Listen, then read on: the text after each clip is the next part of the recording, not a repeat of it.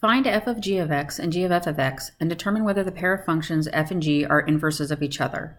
Recall that in order to be inverse functions of each other, it's necessary that, f of g of x equals x, and then also that g of f of x equals x. So if both of those things are true, then f and g are inverses of each other. Okay, so for the first ones here, we have f of g of x. So in place of my x here and f, I'm going to plug in the function g of x. I'm going to plug in an x plus 5 over 3. So f of x, I have 5 times my new x minus 3. And again, my new x is x plus 5 over 3. Now I need to go ahead and simplify this before I can input my answer or determine whether or not it equals x.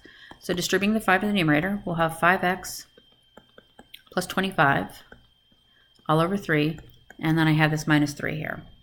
So again, there's still a little bit more I can do to simplify. If you were to put this into MyMathLab right now, it's going to say, well, you're not wrong, it's not simplified. So we have to keep going. One thing I would think about doing is getting a common denominator. So if you multiply over here by 3 over 3, then you will have 9 over 3 common denominators. You can add or subtract the numerators. So now doing that, we have 5x. I have the 25 minus 9, so plus 16 all over 3. And so that's my simplified answer for for f of g of x. Okay. So right now I can determine that the two functions are not inverses because, like I said, they have to equal x, regardless of which order I do them in.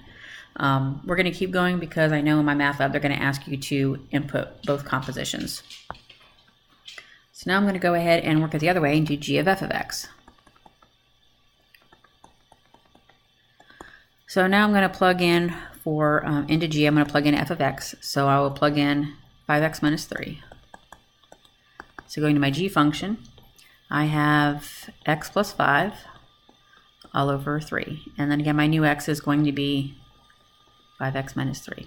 So combining my like terms, in the numerator I have 5x, and then negative 3 plus 5, so plus 2, all over 3. And like I said, again, I can determine that the two functions clearly are not inverses, but this is the composition g of f of x here. So one thing I would emphasize is, again, for two functions to be inverses, like I said, regardless of the order, f of g of x, g of f of x, both of those have to equal an x. And then the other thing is just make note that when you're simplifying these, you want to make sure you simplify them all the way through. Even when you have fractions, that might mean getting a common denominator or reducing it. Let me know if you have any more questions.